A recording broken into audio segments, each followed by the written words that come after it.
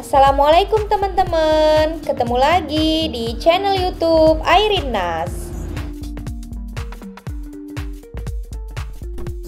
Makasih buat teman-teman yang udah ngikutin cerita aku sampai sejauh ini. Buat teman-teman yang baru bergabung, jangan lupa subscribe dan hidupkan loncengnya ya, supaya setiap aku upload cerita yang terbaru, kalian dapat notifikasinya. Ku kembalikan uangmu mas, bagian 41. Pauf Hamdan. Ibu mengendus pakaian bapak dan dia merasa ada sesuatu yang aneh. Pak, kenapa pakaian bapak bau parfum wanita? Tanya ibu dengan netra tajam menatap bapak. Ah, enggak kok. Aku tadi kesini naik bus, agak ramai. Mungkin tak sengaja parfum mereka menempel, kata bapak beralasan. Aku berpindah duduk ke samping kasur. Aku juga curiga dengan bapak. Mungkinkah? Ah, semoga alasannya benar. Tetapi ini sudah malam. Oh, kata ibu. Dia masih menelisik bapak dan rautnya apakah dia berbohong atau tidak. Bapak segera menjauh. Ambar, buatkan bapak kopi, katanya pada Ambar dengan tenang. Iya pak, ucap Ambar berlalu ke belakang. Beberapa bulan ini ibu lihat bapak lebih sering keluar. Bagaimana nasib rumah kita pak? Ibu gak mau jadi gelandangan kalau rumah kita disita bang. Sabar dulu bu, bapak sedang berusaha. Makanya kamu dan Ambar gak perlu kebanyakan gaya. Pengen ke salon, pengen gabung di klub sosialita mahal. Kamu tahu itu menghabiskan banyak uang, kata bapak ke ibu dengan ketus. Ingat pak, ibu melakukan itu karena bapak jadi pegawai di kantor lurah, karena ada andil almarhumah bapaknya ibu. Jadi bapak jangan ngelarang ini dan itu. Bapak bisa enak ada jabatan karena bantuan orang tuaku dulu, sergah ibu ke bapak. Kamu selalu berkata itu sudah lama. Aku juga sudah memenuhi semua keinginan kamu termasuk ngambil dana desa dan korupsi sesuai keinginan kamu, Rowina. Bapak kesal pada ibu. Aku menghela napas. Pasti bertengkar. Mereka memang sering bertengkar. Ibu selalu menuntut bapak agar memberinya uang banyak. Ibu tak mau kalah gaya dengan teman-teman sekampung termasuk ikut sosialita mahal pun dilakukannya supaya dia tetap eksis. Ibuku juga menuntutku aku harus memberikan jatah pas-pasan buat Yuni karena kata ibu dia perempuan gak berguna, kerja cuma jadi babu untuk keluargaku saja. Aku mendengarkan ibu. Sebenarnya aku sudah tak mau dulu menikahi Yuni karena dia berbohong dari keluarga melarat.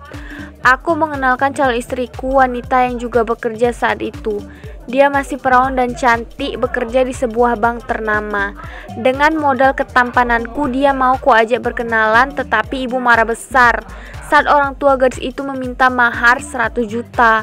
Malum saja dia dari keluarga berada. Ibu berkata rugi memberikan uang pada wanita. Sehingga aku kembali pada Yuni yang mau saja diberi seperangkat alat sholat dan dijadikan babu gratis di rumah kami. Dijatah 10.000 tetapi terlalu banyak gaya juga perempuan gak bersyukur itu. Aku akan membalasnya nanti. Namun ibu menuntut lagi aku menggait direktur utama wanita. Sangat berat karena aku harus punya modal besar menggait wanita seperti itu. Sedangkan aku hanya karyawan biasa. Aku menghela napas terpikir kejadian masa lalu. Sekarang sudah terjadi pak, segera pulangkan uang itu agar rumah kita nggak disita, serga ibu ke bapak. Sabar, kalau kamu terus memaksa aku nggak segan ninggalin kamu. Aku itu capek sama kamu, bentak bapak lagi. Oh udah berani kamu sama aku pak. Udahlah bu, sabar saja, kita semua sedang berusaha. Apa yang bapak katakan ada benarnya juga. Ibu dan Ambar jangan terlalu boros. Sekarang cari uang susah bu, aku menyela. Bapak melirikku. Dia tersenyum tipis karena aku membelanya. Kamu juga Hamdan, kenapa malah nyalahkan ibu? Ibu gak mau tahu pak, segera cari uang itu. Ibu gak mau jadi gembel kalau rumah ini disita, ibu berteriak. Bapak menjadi gusar karena ditekan ibu. Ah sudahlah Bu, pusing aku dengar kamu. Bapak berlalu dari kamar. Dia sempat membanting pintu. Aku mengejar bapak. Bapak mau kemana? Pergi saja, jawabnya singkat. Aku menelisik bapak. Dia sama sekali tak betah di rumah. Bapak berusaha memberikan apa saja untuk ibu dan kami, namun dia lebih sering di luar rumah dengan banyak alasan.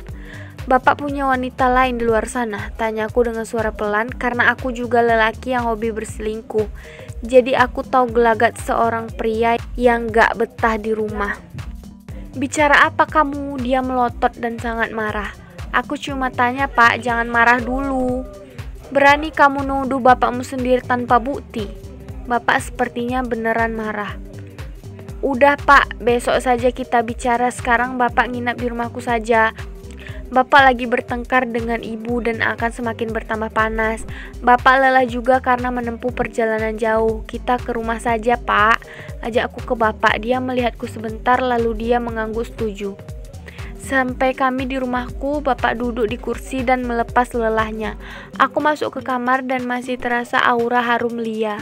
Bapak pasti tahu aku bermesraan dengan wanita lain di kamar. Aku mengangkat kasur Palembang dan kuletakkan di luar setelah kulipat dua. Kupasang kelambu nyamuk untuk bapak tidur. Maklum rumah kontrakan ini sempit. Ada 2 kamar namun satu berantakan bekas kamar si Pati anaknya Yuni. Sudah bapak istirahat saja, kataku padanya. Dia menurut dan masuk ke dalam kasurnya. Kamu beneran mau berpisah dengan Yuni? Tanya bapak sebelum dia merebahkan dirinya. Iya pak. Kenapa? Tanyanya heran. Dia kabur, sahutku. Pasti kamu yang salah makanya dia kabur. Dia jadi istri gak becus pak, jorok, bau dan jelek. Anaknya juga harus aku kasih makan. Aku sebenarnya rugi nikahin dia, kataku mencibir teringat Yuni. Tetapi Yuni semakin keren loh, dia cantik, elegan dan sepertinya punya uang banyak. Rugi kamu cerai dari dia. Bapak ketemu Yuni, tanyaku. Wajah bapak jadi berubah, hanya kebetulan. Dan dia bersama seorang pria, apa kekasihnya? Kamu juga sudah punya kekasih kan? Siapa pak? Apa dia pria kaya, tinggi, putih dan punya anak? Tanyaku teringat irsyad atasanku. Ya seperti itulah, kamu kenal. Iya dia atasanku. Artinya Yuni sudah yakin menjalin kasih dengan atasanku. Wanita murahan, dia belum ketuk palu, perceraian sudah dekat dengan pria lain. Sudahlah, mungkin Yuni gak bahagia kawin sama kamu. Dia terlihat menyedihkan saat jadi istri kamu. Satu hal kamu perlu belajar untuk mempertahankan rumah tangga. Lihat bapak, kurang garang apa ibumu, namun bapak cukup sabar menghadapinya. Walau hati bapak terkadang kesal, marah, dan kecewa dengan sikapnya. Hamdan, kamu sudah dewasa. Jadikanlah perceraian sebagai pelajaran. Kasihan juga anak kamu. Kamu jangan terlalu mendengarkan ucapan ibumu. Kalau itu menjerumuskanmu. Cukup bapak yang terjerumus karena dirongrong ibu buat korupsi agar dia banyak uang. Bapak lelah Hamdan, kamu pasti paham, kata bapak sambil berbaring dan dia menarik selimutnya. Aku masuk ke kamar dan berpikir sebentar. Ada benarnya juga kata bapak, kalau aku terus-terusan memikirkan ibu, maka aku juga akan terjerumus ke lubang kehancuran seperti bapak. Aku juga beberapa kali dipaksa ibu buat korupsi namun belum kulakukan karena belum ada kesempatan. Untung tidak kulakukan karena ada karyawan yang dipecat sekaligus di penjara akibat gak bisa mengembalikan uang kantor. Jika kulakukan pasti aku sudah menjadi narapidana. Mas, ada yang mau aku katakan sama kamu, kata Lia. Dia tiba-tiba memegang tanganku. Katakan saja, ucapku sambil meneguk kopi yang kami pesan. Aku hamil mas, ini anak kita, lanjutnya memberitahuku. Aku menyemburkan kopi itu dan Lia terkaget. Kenapa mas, ada apa? Kamu bicara apa sih? Aku hamil, apa salah? Katanya terlihat sedih. Aku menghembuskan napas gusar. Mengapa secepat ini Lia hamil? Gak salah, aku senang kok, kataku tersenyum kecut. Terus kapan kamu mau nikahi aku? Aku gak mau orang tuaku marah mas. Secepatnya, aku akan secepatnya nikahi kamu sayang, rayuku agar dia tak menuntut. Secepatnya itu kapan? Aku mau 2 minggu kita menikah. Mas, kamu harus menikahi aku dalam 2 minggu, Lia menuntut. Aku menghembuskan napas gusarku, aku hanya mengangguk agar dia senang. Baiklah, apapun keinginan kamu, kita segera menikah. Dia mengulas senyum, merasa senang. Kita ke apotik mas, aku mau beli susu dan vitamin buat anak kita, katanya padaku. Aku merasa keberatan jika Lia harus hamil, menyusahkan saja. Setelah menikah, aku yang akan pegang kendali. Baiklah, ayo kita pergi sesuai keinginan kamu, kataku agar dia senang. Kami pun bergegas ke apotik setelah selesai menikmati kopi dan teh. Sampai di sana sudah ada Ambar, dia sepertinya membeli sesuatu. Ambar, kamu beli apa? Tanyaku. Dia gusar dan diliriknya Lia. Aku membeli obat ibu, katanya canggung. Mas mau beli apa di sini? Mau beli susu buat Lia, kataku datar. Ambar memperhatikan Lia yang juga salah tingkah. Ayo pa, mau beli vitamin. Jangan mama aja yang dibeliin. Vira mau yang ada huruf-hurufnya. Seorang anak masuk bersama keluarganya. Iya, papa belikan, sabar sayang, kata suaminya. Aku dan Ambar saling pandang. Saat netra kami bertemu satu sama lain. Bapak, kata kami kompak. Bersambung.